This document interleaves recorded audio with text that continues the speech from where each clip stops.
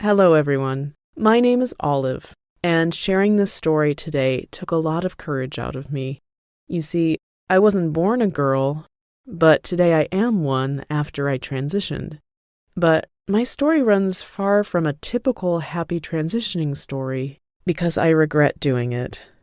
My story is a complicated one. I'm not even sure I understand it myself, but please bear with me. I was confused about my gender ever since I could remember. Confused and jealous. Jealous of who? My female twin sister. Her name is Ellie. I've always envied her for being a girl, and all the things she was able to do which I couldn't. At first it was little things. I wanted to play with her toys. I would only wear socks with frills at the ankles because I liked the way they looked. I preferred my hair longer so I could tuck it behind my ear and run my fingers through it. Despite my jealousy, I never let the body I was in stop me from expressing myself.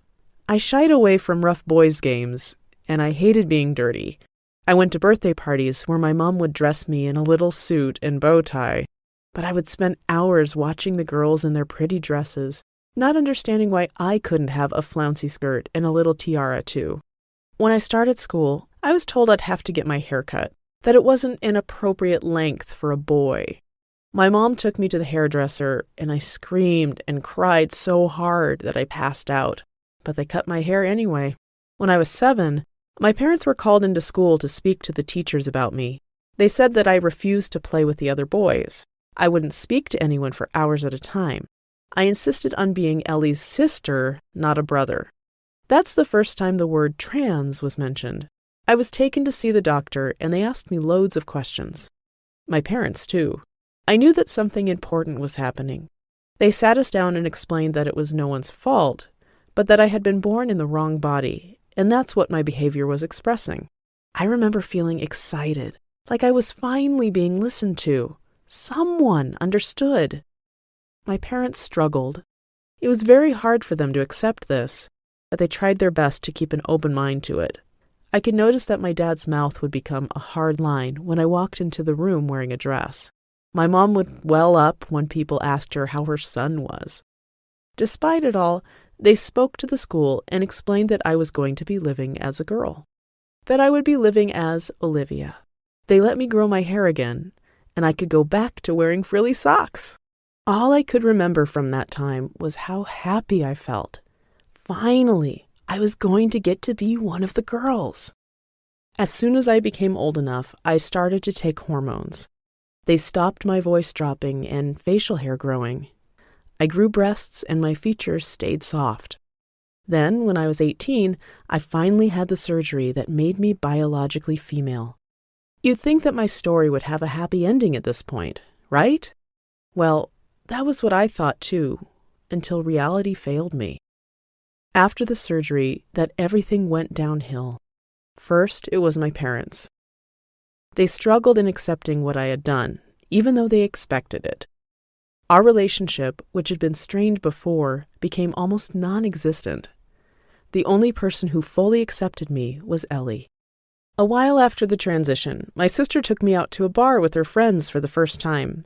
I was excited. It was my first time showing myself off to the world as a girl. I was still insecure about it, but my sister tried to boost up my confidence.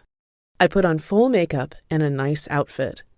However, my excitement didn't last long because I was constantly hunted by a feeling of discomfort. I'm not sure why, but I was there being my most feminine self.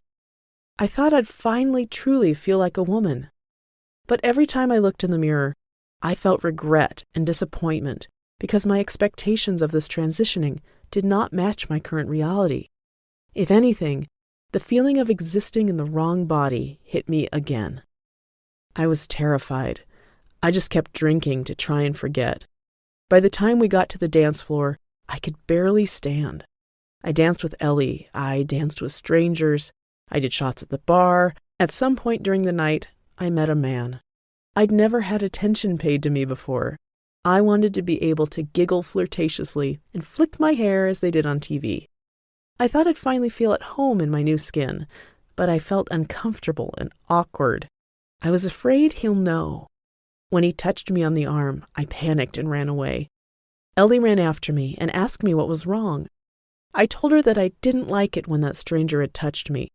She laughed and said, "Welcome to being a woman." I tried to laugh along with her.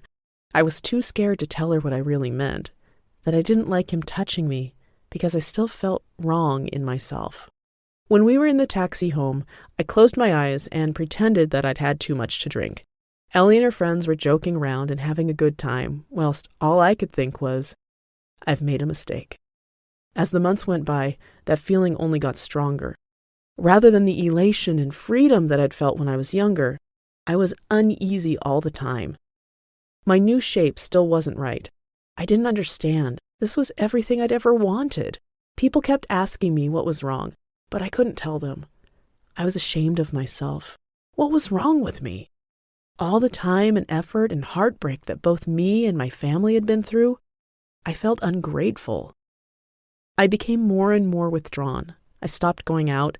I would just sit in my room in the dark. If I ever happened to catch sight of myself in a mirror, the curves of my body just filled me with disgust. I started having panic attacks where my chest would tighten and I couldn't breathe. If I wasn't happy as a man and I wasn't happy as a woman, how would I ever be happy? One day, my dad knocked on my door.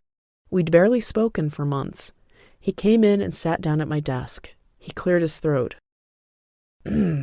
"So it seems you're unhappy," he said. I just did a small nod. My heart was beating so fast. He looked up sadly. "You weren't happy as my son, I know that. I've made my peace with it. But looks like you're not happy as my daughter either. And that hurts me. All a parent wants is for their kids to be happy. You're still so young, and you've got a lifetime of choices ahead of you. I don't want you to feel like you've made a mistake. You did the best you could do with what you felt at the time. Maybe you're a mix of Oliver and Olivia. Maybe you're both of those people. Maybe you've spent so long trying to be who you thought you were supposed to, you've left behind who you actually are. Because at the end of the day, that's what really matters. It seems to me that there are levels now. Everyone's got a bit of everything, and they're allowed to be that." He got up and patted me on the shoulder. "Something to think about." After he'd gone, I sat for a long time thinking. Then I slowly walked over to the mirror. As I looked over my body, I tried to breathe through the waves of panic. Was he right? Could it be true that I identified as both Oliver and Olivia? I realized that it's not about the way I look, but about how I feel inside. For the first time in a long time, I smiled. After that day, I spent hours looking into it, speaking to professionals, and once I was finally honest about my feelings, I got the help I needed. I finally have context for all those years of feeling like an outsider. I'm just Olive now, and I identify as gender fluid. Sometimes I have Oliver days, sometimes Olivia days. I found a way to be happy in my own skin after years of turmoil. My relationship with my parents is improving every day. I think all along I was just looking for acceptance. This was hard for me to share, but I'm glad I did. If you're struggling with your gender identity, please know that you're not alone. Things are not always black and white, and it's okay, if anything. Hi, I'm Jeremy, and I have a wonderful family of 2 loving parents who are always willing to do anything to make me happy. Sometimes they argue, and sometimes they scream. Honestly, it's my mum who argues and screams, but whatever. They're amazing, and have always supported me, and for that I'm forever thankful. Without them, I wouldn't have succeeded to become the captain of the football team or the top student in my science class. For all these reasons, I never questioned what I know about my parents, up until what happened a few weeks ago. Despite being this amazing to me, my dad has always clearly been different from other dads of my friends. I know that a lot of people expect dads to be tough, great at handiwork and football lovers, but my dad has never been any of those things. He's quite scrawny and softly spoken, never wanting to get into a fight or even an argument. I never found that an issue, but still, that didn't mean I never saw. As a teenager, hearing people talk about my dad behind his back always made me very frustrated. That never stopped. Whenever he comes to school to pick me up, I hear my classmates laughing and mimicking the way he talks or walks. That made me angry. Tom, another football player, asked me once, "Dude, are you sure that guy isn't your mum? My dad could kick his ass." I tried to ignore it and walk away. These guys are clearly just mad that our team had crushed them, I told myself. Then a few other guys had started to crowd around, blocking my path as I tried to leave. It was then the second guy, Andrew, chimed in. "Has your dad come out as gay yet?" Well, it was along those lines, but there was a lot more swearing and some sharper words were used. Before he could say anything else, my fist had sunk into his jaw. I left the school quickly, before even comprehending what I'd done. To nobody's surprise, my parents and I were called into the principal's office the next day. It turned out that Andrew wasn't too happy. His parents were very angry and joined my parents in the principal's office to learn more about what had happened. Andrew's mother was very annoying. She kept staring at my father and then whispered something to her husband's ear, and they both laughed. The whole situation started to get on my nerves even more than before. Then the principal started to talk and preach about being peaceful and not to use violence, but I couldn't hear what he was saying. I was totally focused on my dad, trying to read his facial expressions and making an effort to find the right words to say. Can you imagine the whole situation? Imagine you're in my shoes and have to confront your dad in front of all these people that you don't like. The principal asked me to explain to everyone in the room why on earth I acted violently. I didn't want to say anything. Then my dad requested an answer from me, only to be followed by my mother demanding me to utter. My dad asked me the same question again, and I seriously wish the ground would swallow me up. What should I say? How can I tell this to my dad? I had many unanswered questions in my head. My anger, sadness, frustration were all growing way beyond my limits. When my dad stood up and said angrily that he is not leaving the office before he knows the truth, the whole situation was choking me at that moment, and I exploded. Within 1 second, I rose on my feet, looked my father in the eyes, and screamed at him, "Tell me, why do you do all this? Why don't you act like the other dads? Where's your manhood? Do you really want to know what happened? My friends called you gay. They all call you gay." My parents looked at each other and lowered their heads. Angrily, I asked, "Why are they silent? What is it, Dad?" No response. Just silence. I grabbed him from his arm and asked him again, this time louder, "Is it true? Are you gay?" I could see him holding back the tears and he didn't answer.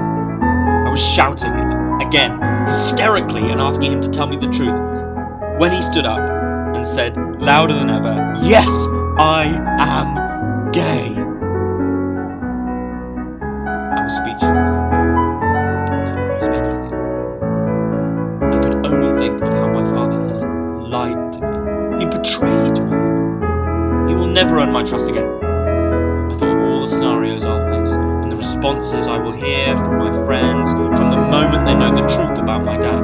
That exact moment, I felt like I'm losing consciousness. I looked around. Everything was blurry. I could only spot the faces of Andrew, his parents, the school principal, and the counsellor all looking at me and grinning. That shocked me. How is it possible that this whole situation of my personal emotional rollercoaster felt like an entertaining movie scene for them to just watch and grin? Without looking back, I slammed the door hard and left quickly. I felt very fragile and weak in that moment for exposing my reality and bitter emotions to some remorseless people. Despite my shock, I learned my lesson.